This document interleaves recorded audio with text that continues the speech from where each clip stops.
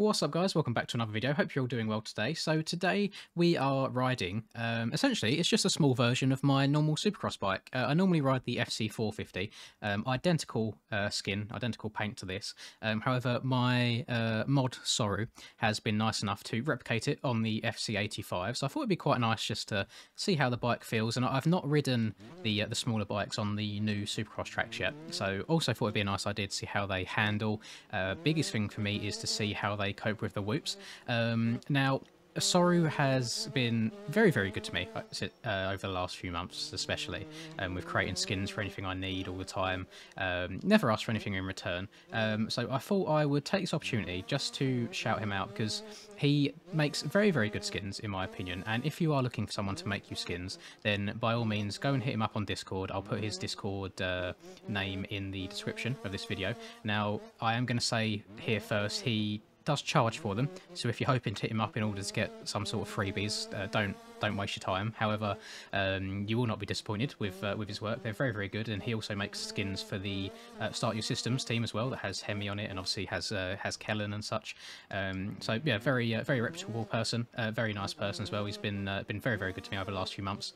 Been a very good mod. So just a massive thank you to Sorru, and I know you guys probably all see him in the live stream chats and so on, putting in a shift, putting in the good work. And yeah, just thank you for making this skin for me. And so let's get into this track. Really, so far fairly straightforward. The whoop section actually easier than I thought. Let's see how this one is, because this seems to be... Nope, never mind.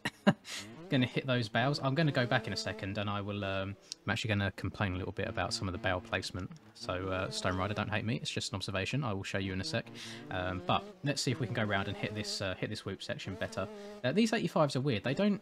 So they're not the most powerful, but they have a hell of a lot of traction from the tyres. They just don't lose grip. Oh, come on. Come on. No. Oh, God. I need to watch that in replay quickly. I guarantee that I was on the front wheel the entire way through there. Let's have a look. So we'll play it in slow-mo. See where it all goes wrong. Right there. Front wheel missed a whoop. Caused me to go over the front. And then from here, leaning back, it doesn't matter. It's all going to go wrong from there. So let me show you my little, the only query, literally the one query that I have on this track. And I think Stone Rider's done an amazing job with scaling and things like that. So you come out of this turn, and I seem to hit this white bow here an awful lot, and I was wondering why for the longest time. And then it dawned on me that it's kind of like it's further inside than the rest of the bows in the corner. So I'm hitting this corner in regards to kind of line up with the black bows, for example, and then I just I hit these white bows head on. Now, of course, that is my own fault. I can completely counter for that. But that right there, the only negative I can see on Anaheim 1 as a whole, and it's probably a bit what's one for? Not counterintuitive, but it's probably a bit... Oh my god, look how much mud just suddenly appeared on my bike. That's that's very odd. I've not ridden the FC yet. This is my first time riding the FC 85, so maybe that's just something to do with this bike. Oh god, where was I going? Yeah, probably quite odd me riding Anaheim 1, as the time you're watching this video, I probably have already streamed and uploaded round 2. Now, I'm recording this video ahead of time. Obviously, I like being a couple days ahead at all points, just so if anything pops up and suddenly one night I get extra busy and can't record a video, I've always got content there, so hopefully that's okay with you guys. And I'm probably going to jinx myself here. I always do. God, I hope I do okay at round 2 as well. Again, a top 5 finish I'll be happy with. I got a second at round 1. Sorry for spoilers if you haven't seen it yet. But I was very, very happy with how that went. And just as a whole... Now, I'm riding 450s at the moment in the Supercross series, and I hopped on a 250 on this track the other day and was very, very surprised at just how easy it was, if that makes sense. So sometimes 250s in Supercross can be a little bit harder, especially with like triples coming out of turns and things like that, like really having to stretch jumps out. But there's nothing like this on this track. Like, all of the normal race lines on a 250 are very, very easy to hit, and the traction's very strange as well. They get so much grip, and I'm guessing that is purely because I'm just used to the power of the 450 now at this point, but you really haven't got to roll on the throttle at all anywhere. You can just bang it open, the tyres hook up, and if you are trying to get into Supercross and you're struggling on this track, for example, if you're riding a 450 for whatever reason without riding the 250, then do go and try the 250 first. It's so much easier. The only lines you can't really hit are the lines that I can't hit anyway. Like people are jumping from here and landing on this tabletop, which is absolutely nuts line. I can't do that. I don't even bother trying because I just case it and die every lap. Oh my god. There is a section just here to my left on the other side of these whoops where you can go quad before you go back onto the start straight. But all of these lines are lines that I just generally don't take because I run out of talent. I can't do them. I'm much more happy just sticking to my race lines every single lap, and I actually think that helps me overall, where I'm not trying to go for like burners, like absolute hot laps all the time. I think I really get into a good groove when it comes to races, which is something that I've always kind of struggled with. I mean, especially in the first like good year, the year or so of playing this game. I mean, I'm only a year and a couple months in now, but I've really struggled with being consistent when I was in the races, especially when the rough came into the track as well. I wouldn't adjust my speed really for the track. I'd try and go the same speed the whole race, and it usually ended up being a little bit too fast for me to handle, especially when the rough came in. So that's why I was so happy with my my performance as well at A1, just because I was sitting there the whole time thinking to myself, just be patient, like it'll come to you. Like I didn't force any passes in the whole night. I kind of sat behind Boardman, waited for him to make a mistake. Then of course when I got into the lead I made my own mistake, but you know, mistakes happen. We're all human. We can't all be robots and ride a flawless main event every single week, and I'm just hoping that I can kind of carry across that consistency going through the future rounds. And even if it's the case that I get to the end of the season and I don't win a race, whilst I would love to win one out of the, I think it's 17 or so rounds we've got.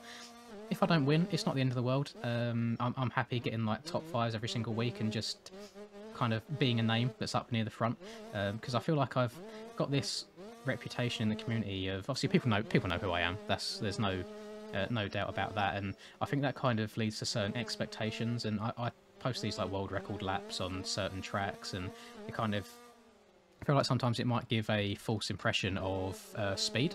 So, I mean, I'm good for one lap. A lot of the time my qualifying results are a lot better than my race results, but that's something that I'm trying to change. I would much rather qualify like 10th, for example, and finish top 3 every week just through consistency than top qualifying and getting 5th to 10th. Like, to me, it's the race results that matter a whole lot more, and that's what I'm kind of focusing on for the time being. And as I say, the support I had at round 1 was really good. It was incredibly nerve-wracking trying to race in front of 700 people. We peaked at 704 viewers, which is literally triple the highest amount of viewers I'd ever had before that. So that was pretty nuts, and I think that's probably just to do with the hype around A1 as a whole. But then also you'll probably find that the stream reached some people that have never seen MX bikes before, and they was just searching for Anaheim 1 footage for real life. But we will see how the next stream goes. As I say, it's going to be, it would have already happened for you guys if you stop by and watch it live. Thank you very much. But then again, if you watch the replay afterwards, then thank you just as much. I always appreciate the support, and I don't think I've seen one negative comment at all on the live stream of Anaheim 1 or on the playback of it either. Everyone was so positive, and it's genuinely really nice to see. And it really helps motivate me more, because the stream itself lasts a good 4 hours or so, and whilst on the surface it probably seems quite easy to people, so you just talk a little bit whilst you're playing MX bikes, but it is a little bit draining. And I have the utmost respect for the Twitch streamers, for example, that can stream on Twitch just like a day job, like 8 hours a day, just constantly like concentrating on their game whilst interacting and talking with people. It's not an easy job. Obviously some people are much more gifted in it than others. I think I myself, I'm slowly getting there when it comes to kind of talking to people, but again, it's also something that I have been slowly working on since the inception of the channel, and I feel like I'm improving as a whole. I'm slowly getting more and more natural. Let me see if I can hit this damn triple in. Oh god, that shouldn't have worked. It did. We're alive. Survive. Oh my god. Managed to dodge all them bows as well. That triple there seems to be the hardest triple in on the track for me. All the other lines seem to be fairly straightforward, so like this triple here before the finish line is fairly easy.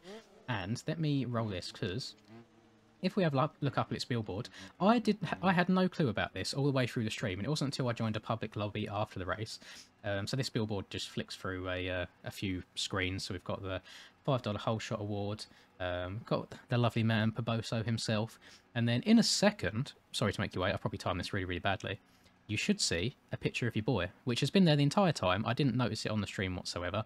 We've got all the sponsors on there of the series, which is really nice to see. Everyone getting their own bit of love, except for that SD logo right there. We can probably get rid of that one.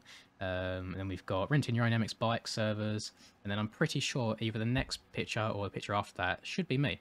Now, it's not a picture I've taken. I don't know if Stone Rider's gone out of his way and done this or what. So there we go. We've got another aerial ride there. We've got Dennis Christensen. And I think the next one is me. And you got me riding this this gold gear. There he is. Me jumping into the Oz rollers. And I just thought that was really cool. Getting my bit of love in the stadium.